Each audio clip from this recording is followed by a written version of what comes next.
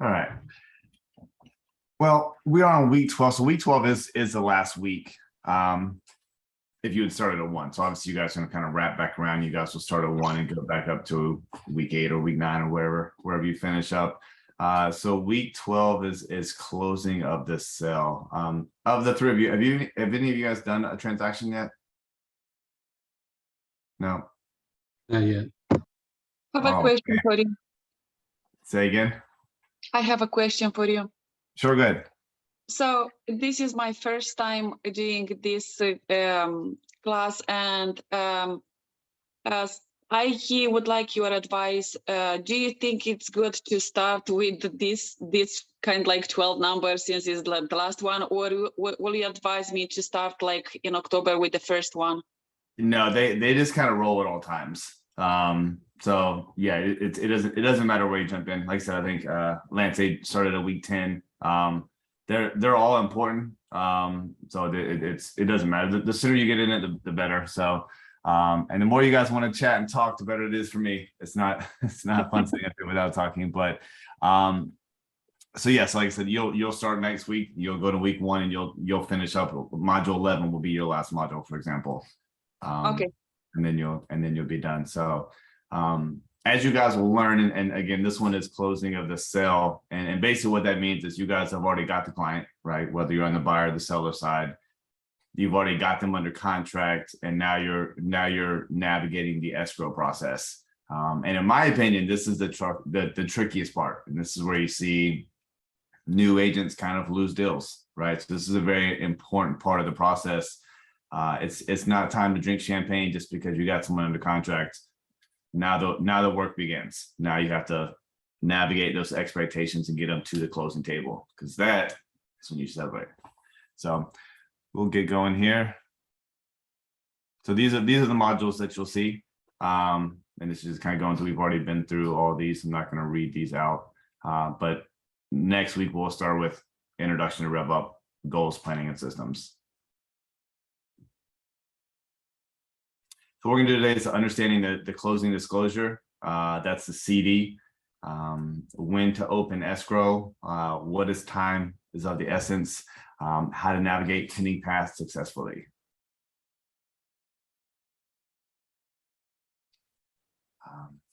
Due diligence types, contingencies, communication and follow-up, and creating clients for life. A couple more things we're gonna go through today. So this one is important. This one applies almost directly to me. I know my strengths and what my revenue producing activities are. I love delegating the busy work to those who are better at it than I. Pretty much everyone is better at those activities than me. And that's just kind of my weakness. Like I'm a sales guy, like I'm good at closing the deals. The escrow process, it can be a lot, right? And again, once you just get that deal, now there's a lot of follow-up. There's talking to the other agent. If you're the buyer's agent, you're talking to the listing agent several times a week, right? You're talking to the inspectors, you're talking to your client, you're talking to the attorneys. It takes someone that's very diligent in doing that and doing it on time, because as we're about to see, times of the essence. If you fall behind in your dates and you're not organized, now you're doing inspections past the due diligence period, right? Now your clients are stuck, and now you look bad to your clients, and now you can be costing your clients a lot of money. So closing the sale. Has anyone seen in any of your other trainings? Have you guys seen a closing disclosure, or what that is? Yes. Gotcha. I've seen it before. Gotcha. Do you guys know when your client should be getting the CD? Like 3 days, at least 3 days, not 3 days, like they sent you like 2 times, I think, like 2 weeks before the closing, just kind of like to make sure all the information it's good, and then like 3 days before closing, I think, is like the final one. Definitely, yes. So you definitely want to have that 3 days before. And why is that number important? I mean, if you're dealing with a client and they haven't got the CD from their lender, and you're trying to close on Friday and it's Wednesday or Thursday, then you're not going to close this week, right? you've got to stay on top of it's, and I didn't mention the lender earlier. I mean, you have to stay on top of so many different things to make sure that it's going to close on time. So, and if you're on the listing side, which is I'm on the listing side a lot, is the buyer's lender is not your client, right? But you still need to be checking with that agent to make sure that they are trending in the right direction. And if they're not giving you updates, then get their lender's information and contact them directly. Most lenders will have no issue with you picking up the phone and say, hey, is Susan Smith going to close on Friday? And what do we need to get her there, right? So I'll switch over. This is a settlement statement or closing disclosure, excuse me. And this is pretty standard. This one's in 2020. So as you can see, the rates are 2.875. Probably about double that right now, right? So they've definitely gone up a little bit. You know, again, as real estate agents, we don't control the interest rates, but you know, it's good to have just kind of a rough idea of where they're at, right? I don't ever quote rates when I'm with a client, but you know that they're not 2.8 right now, right? It's literally basically double that right now. But so this one's in 2020. This has the buyers, the loan amount, what their rate's going to be, what their monthly payment's going to be. And it just kind of breaks down what they're going to pay, what the seller's going to pay, and just kind of has all the information necessary for them to close, right? And you know, it's like she mentioned before, 3 days prior, so you have all the information you need before closing. So if things are changing on the CD, usually they're going to make you wait another 3-day period. I'm going to send you guys this CD as well so you can look it over, but this is just kind of a breakdown on what their financing is going to look like, right? And then usually the day before, you're going to get a settlement statement, and that's going to have a breakdown of what they'll actually sign at closing. So you guys will get a good look at all these. You really just want to look over and make sure that your client, if you're on the buyer side, understands what they're going through, and if they don't, I mean, that's a conversation they need to have with their lender. So again, it really just has itemized services and fees that they're paying. The attorney will review it as well, and again, the attorney is the one that's going to send out that settlement statement that they sign at closing. Opening escrow. Obviously, it says right on the screen, but when do you open escrow? I mean, when are you going to reach out to an attorney?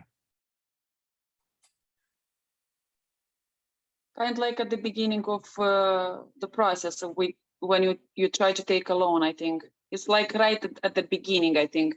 Because I remember when we purchased a house, they kind of like from the beginning, they were asking us if we have an attorney in mind, or they want them to, what we want them to advise us, like, you know, which one we can use. Gotcha. Yeah, or so probably depends, probably of the lender or something. yeah, so I mean, really, so a lot of times the buyer's gonna be working with the lender even before they go under contract, right? They're getting pre-approvals, pre-qualification and pre-approvals hopefully before you're finding a property that you like. Because if not, then by the time you get that pre-approval, that property may be under contract. So you're hopefully working with a lender prior to actual escrow. You're going to open escrow once both parties have signed an offer to purchase, right? So if you're the buyer's agent, once your buyer has put in an offer to buy a house and it's accepted, or on the opposite side, if you're the listing agent, if someone has put in an offer to your clients and they've accepted that offer, that's when you're going to reach out to the attorney and start that process. Who picks the attorney?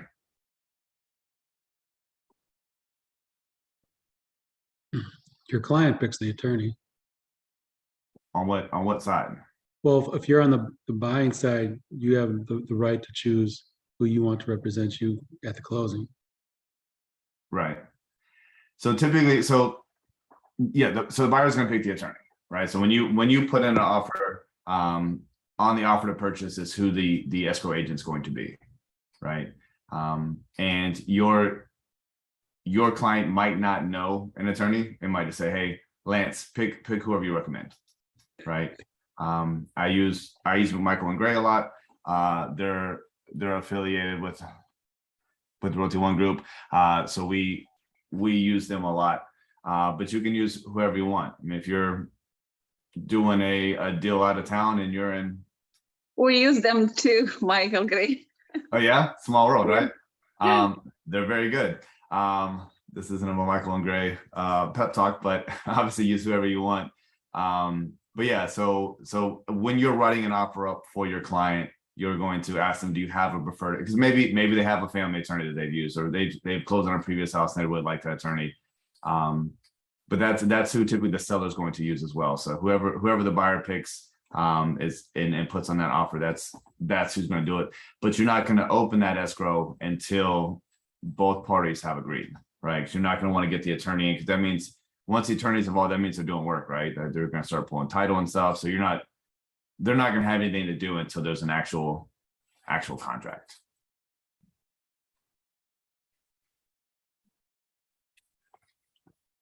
All right, closing of the sale, time is of the essence. So there's a lot of things that have to happen once you get that offer purchase signed. Has the offer purchase been signed before the time and date of the offer is expired, right? So you guys will hopefully get lots of offers, but you guys also put in offers, and on those offers, typically you're going to put a time and date of when you want that accepted by, right? I've gotten offers at noon and it said I need an answer by 3 p.m. Not a big fan of that, but typically it's 2 or 3 days, right? Why do you think it's important to put a date on there from a buyer's point of view?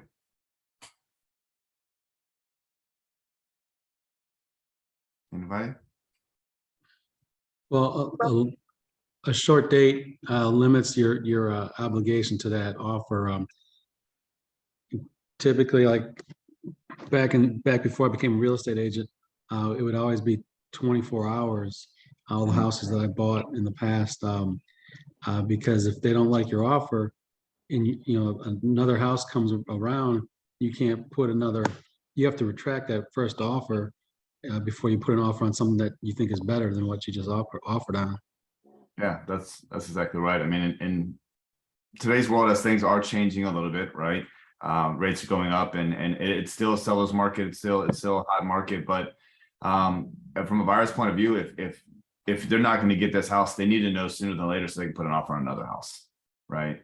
You don't want to, if you put a week on there, then you just kind of sit there and twiddle your thumbs. Now, obviously, like Lance was mentioning, you could go find another house that you like and retract that previous offer, and then put another offer in. But what you don't want to do is put your client in a situation where they put in multiple offers, and then it has happened before that miraculously that first offer gets accepted while you're writing this other offer up, and then you have 2 offers accepted. You don't want to put yourself in that situation. So loan approval, right? You need to know like by what date does your client's loan need to be approved by, right? To give them time to close in X amount of time. Earnest money deposit. The buyer must decide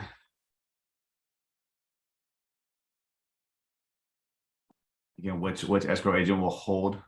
Good morning, Kaswana. Inspections must be completed by the due diligence date. Who picks the due diligence date?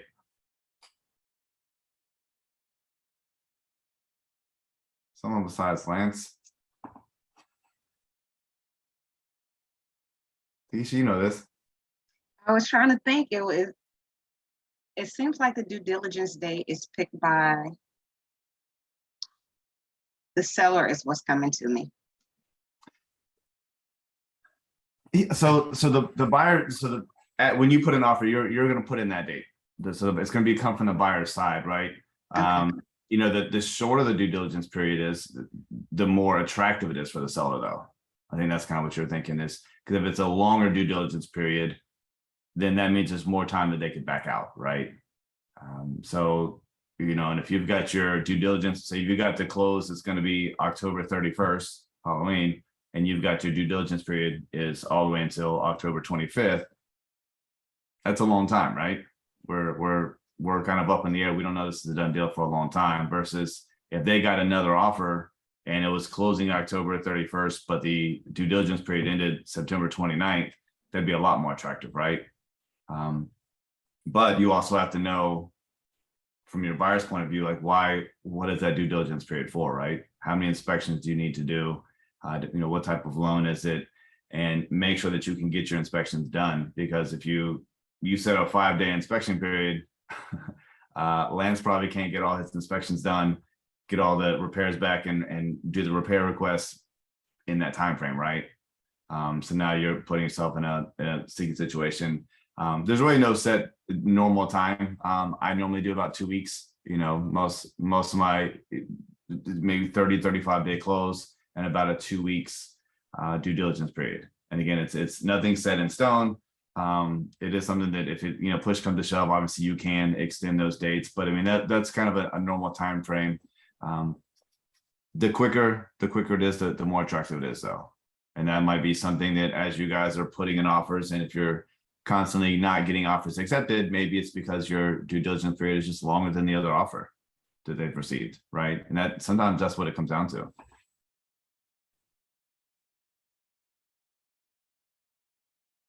Repair requests. These are going to be fun, right?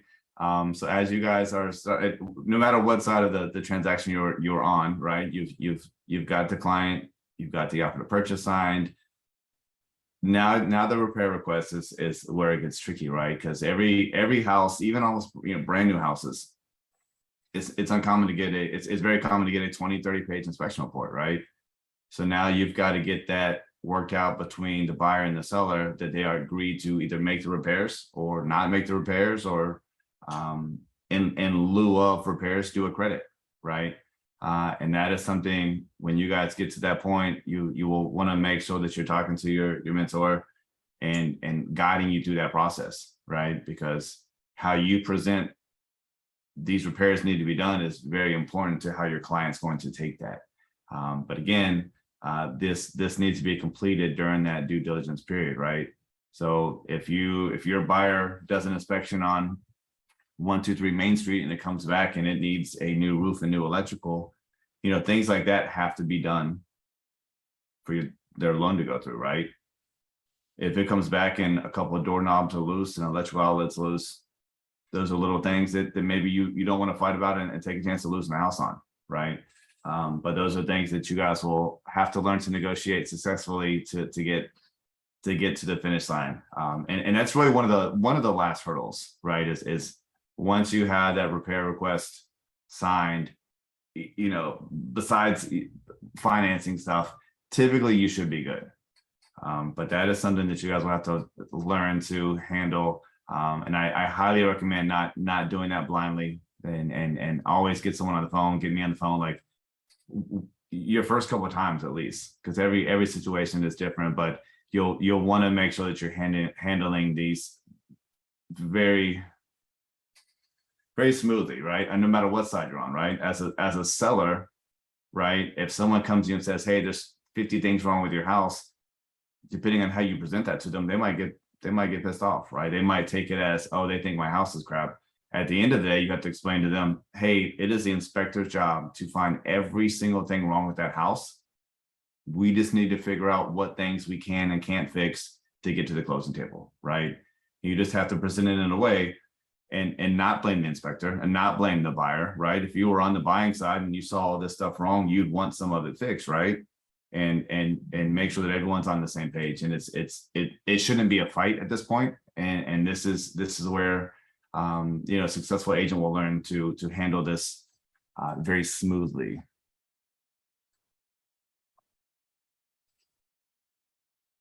All right. So again, in the due diligence period and with contingencies, what should happen, what might happen, besides the repairs, and what else could happen or delay?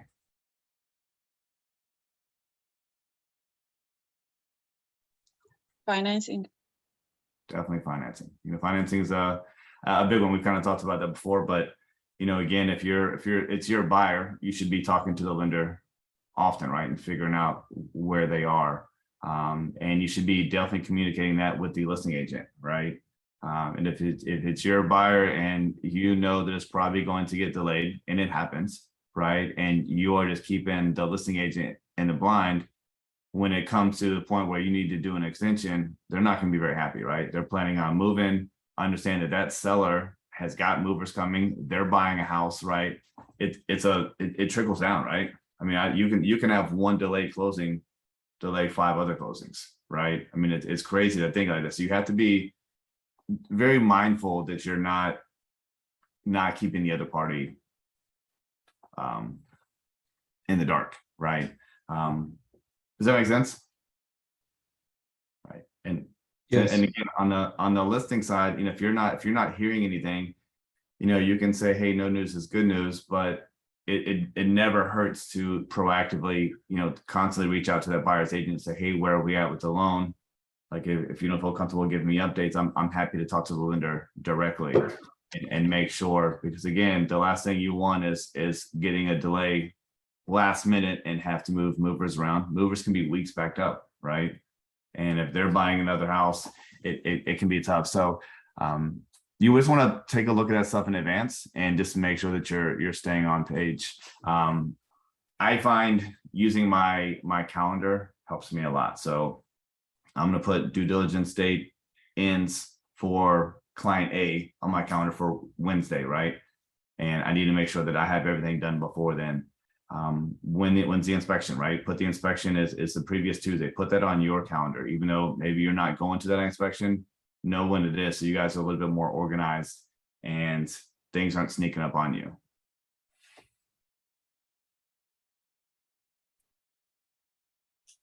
Who helps during this phase? Competence, education, dedication, attitude. This is really, all on us is taking care of the whole process and making sure that the clients know what to expect, because maybe they've done this before, but maybe they haven't. So our job is to educate them and guide them through this whole process, right? And if we just never schedule an inspection, that looks bad on us, right? I mean, the buyer's not going to know that they need to schedule an inspection, right? And depending on what kind of loan it is, maybe the lender hasn't done it. Maybe they're waiting on us, right? The lender's typically always going to set up the appraisal, but a lot of times the agent needs to set up that inspection. And if you just are so excited because you have an offer to purchase signed and forget to do that, then you are behind the ball and it's going to ultimately look bad on you.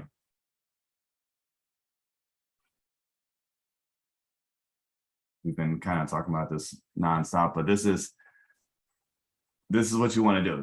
Who's your transaction coordinator? Who's your vendors? Write it down. I save it in my phone as 123 Main Street buyer's agent, Kathy, right? And I save that on my phone. So like when I'm like on the road heading to meet with other clients, I can quickly say, hey, Kathy, like, can I get an update? We're closing next Thursday. How are we looking? Know who the attorney is, know who the lender is, and just have a file for each one of your transactions so you can kind of quickly get to that. But I do find that naming my people, the address, is helpful for me. That might not be the best for you, because I'm not always going to remember Kathy's name, but I'll know the address of the transaction. So that's been something that's been helpful for me. And then using your CRM as much as possible, even post getting them as a client, and keeping your tasks there and reminders in there will be super helpful for you guys. Creating clients for life. So Brian, I have a question. yeah, sure. Are there any system generated docs that are automatically sent to the client, like once a task or something has been completed? In your CRM? Mm-hmm. You can set reminders, and there are templates that you can set up. You'll want to find out from the attorney that you're going to use, kind of what their schedule is. And a lot of times they're going to have a buyer and seller info sheet that they want to put out. This is their time frame for different things in the process, and that might be something that you want to add into your CRM and kind of keep your stages in order. But yeah, you can certainly create that within your CRM, and there are some templates in there that are like, all right, pre-close, post-close, and what you'll need to do. And this is kind of getting into that, is the post close. And that's something you'll definitely want to set up in your CRM, is to be able to follow up with these people after you've already closed it, to hopefully get more business from them in the future. Does that help? I'm not sure. I was just wondering, like, something that's automatically sent to the client to show like your status or the next step, or. No, I mean, most attorneys' offices are going to, a lot of them have an electronic system that has like the status of it from the attorney, because every attorney is different. But some attorneys' offices will have it set up like, we received all these docs, the buyer's already signed, and they'll give you status updates from there. But a lot of times that will come from the attorney. Okay. If that makes sense. Yeah. All right, so creating clients for life. Again, getting the close is fun. And, the agents that follow up and are the best at keeping those clients again and again. I'm sure Kaswana can tell you, I'm sure she's worked with numerous clients numerous times, right? And that's when you guys become very successful, when you are working with the same people multiple times, right? Because now you're not having to work as hard, right? And now you're getting referrals that are coming in on top of you prospecting for new clients. And that's when you start to double and triple your business, because of people you've worked with that have been happy with you.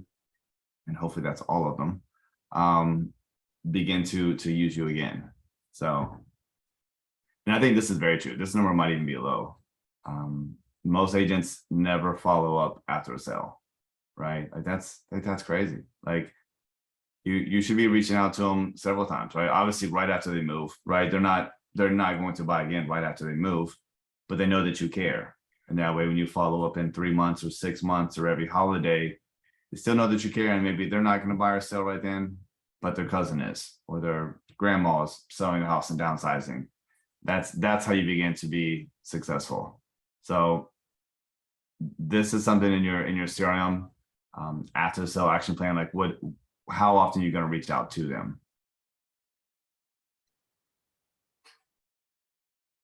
Again, this is what we're kind of talking about. They will be happy to refer you to friends and family.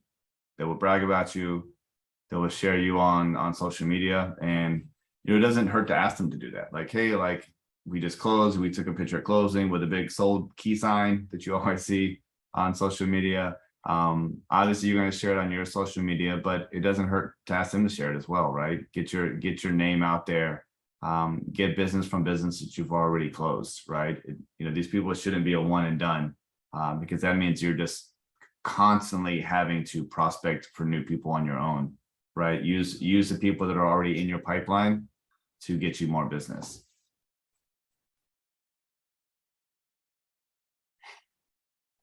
And this is kind of a sample action plan that some people might do. Maybe some people's going to call, text, and visit them 4 times. Send them newsletters.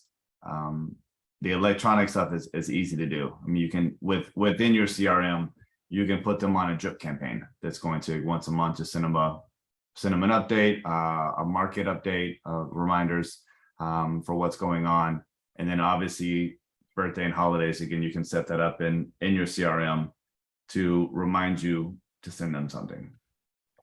So these are little things that will keep your clients focused on you instead of using another realtor in the past.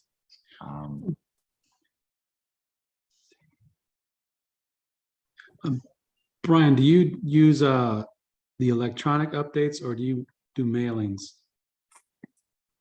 I personally do everything electronic. I've actually never done any of the mail list, but that's not to say that it doesn't work. I know some agents that are very successful at that. And I also don't have the best handwriting, so they're probably not going to understand what I send them. But I do most things electronic. I don't think it would hurt for me to mix in the printed stuff, but yeah, that's what I do. And I'm definitely trying to work more on the social media as well. Which, if you guys are not taking advantage of that, I think that's one of the modules, I think, in the middle that we'll go through that'll also help you guys become very successful. This goes back to our one happen, and we'll do this again next week. This is module 1. but just making habits, three calls a day, adding 3 people to your CRM every day, and updating all those for 6 notes. I think that number should be a lot higher, but I think if you're at a minimum, adding 3 people a day, you guys are at least on the right track to gaining new clients. And again, we'll dive into this more week 1 next week when we start over.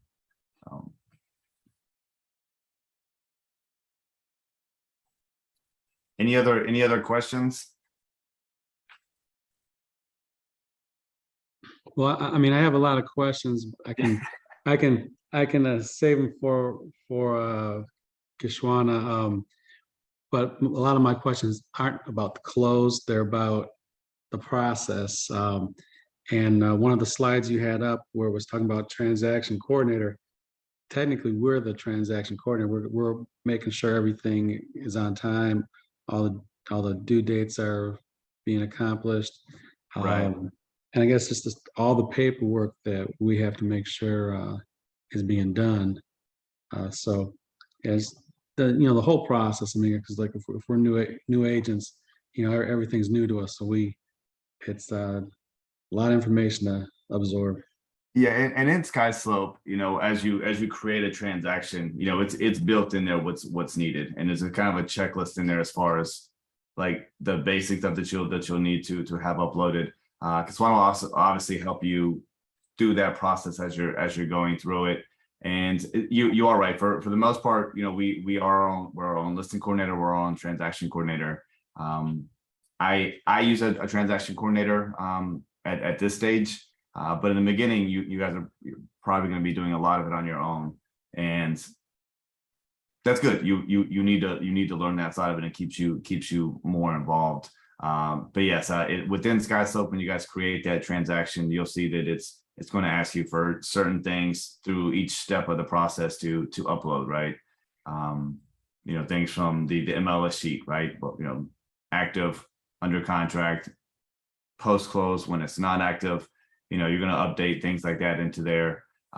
Your commissions and all that stuff is within SkySlope, and that's something we'll go through in these rev ups as well. But also Kishwana will guide you through that process as well. Thank you.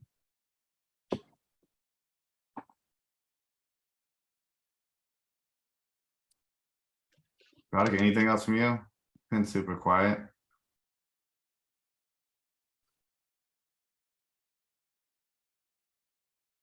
Nothing. All right. Well, this one was a quick one this morning. Like I said, I'm happy to stay on and talk more about the escrow process. Again, this is where you make your money, guys. This is a big part of it. So, and we'll talk about these as we go to the other rev ups as well, and it'll help out. Brian, I got one more question about the escrow. So when we write up the offer, the sellers accept our buyer's offer. Is it in the Canopy MLS listing as to what escrow amount they want, or our buyer decides what they want to pay? If it's $1,000 or $2,000? Yeah, so that's definitely not going to be in the MLS. I mean, that's something. So North Carolina, you have the due diligence amount, and then you have the earnest money, right? So those are 2 different numbers, and yeah, there's no set amount, right? So the due diligence amount is the money that goes directly to the sellers, right? That's a check when that offer to purchase is accepted by the seller from your buyer is going to go ahead and stroke a check, and you're going to give it directly to the seller, right? And that's basically the money that you're giving to them for taking their house off of the market, right? Okay. Not all states do due diligence. North Carolina is one of the few that kind of does it up front. And since COVID and since the market has taken off, that number has really grown, right? So it's not uncommon on a $300,000 house to have 5,000 to 10,000 due diligence, right? That due diligence amount is something it's gone, right? Like it's risky because they're not getting that back, right? That goes straight to the seller. They put it directly in their bank account. The earnest money is a good faith money. And that goes directly to the attorney's office, and the attorney holds that money. And depending if it doesn't go through, who backs out and why they backed out, then a lot of times your buyer can get that money back, right? So as you're putting in an offer, Roderick, if you were going to accept an offer from a buyer, would you prefer to have more due diligence or more earnest? You're on mute. Due diligence, probably. Yes, you're right. Oh, So yeah. that's what people are looking for in these offers. And at some point, the amount, say it's a $200,000 house, sometimes the amount of the offer is only going to be so high. And a lot of times the only thing that's going to make the difference in that offer is how much due diligence money they get, right? So they've got 5 offers and they're all for 220, and one has 1,000 due diligence, one has 3, one has 5, and they're all conventional loans. The one with that most due diligence is probably going to be the one that wins, right? Because that's money that they're going to get in their pocket. And if they happen to back out, then they get to keep that. So, but again, it's a long story, Lance, to answer that question. It's really what they feel comfortable putting down. So when I put in offers, my due diligence is typically more of the same, right? So I mean, maybe you do 25 of 25. But those numbers, it just really depends on your client situation. A lot of times buyers have hardly any money up front to put down, right? So talking them into putting a lot of due diligence down, knowing that they still have to pay for all the inspections and appraisals up front, might not be a good idea, right? And maybe it's harder to win offers, but again, you don't want to put your client in a bad position. So there's no set number. Okay. And so North Carolina does due diligence and earnest. South Carolina is just earnest money. So in North Carolina, you pay due diligence to get into contract. In South Carolina, you only pay the due diligence to get out of it, right? So in South Carolina, you'll put in there your due diligence amount is say 5,000, and they only pay that amount if they back out. Okay. Right. In North Carolina, when that contract's accepted, it goes straight to the seller. So for example, I literally just last week, I had a client, South Carolina, we had an offer for 400,000, it was accepted. And the due diligence amount was 5,000, and we didn't plan on paying that, right? She found out the next day that she didn't get the job up here that she was going to get, and we had to back out, right? Unfortunately, she has to write a check for $5,000 for doing that, right? Mhm. And it's not ideal. It's not their fault. It's not my fault that she didn't get the job, but that was part of the reason of giving $5,000, because they were 100% sure that they were going to move. And this house that we put an offer on had several other offers. The difference in us getting that house was that due diligence amount. And guess what? When I told the listing agent, like, hey, like, unfortunately, she didn't get the job. I know we've only been on the contract for a day or two. And she's like, yeah, we're still going to need that $5,000. So there's really no, that's just part of it. And it sucks when that happens, but yeah. So South Carolina is a little bit different. So again, North Carolina, you pay due diligence to get in the contract, and South Carolina, you pay the due diligence to get out of the contract. Is there a delay on appraisals? Say again? Is there a delay on appraisals? Just in general, just so they Yes. back up. Not that I've really seen. I mean, usually within 1 to 2 weeks.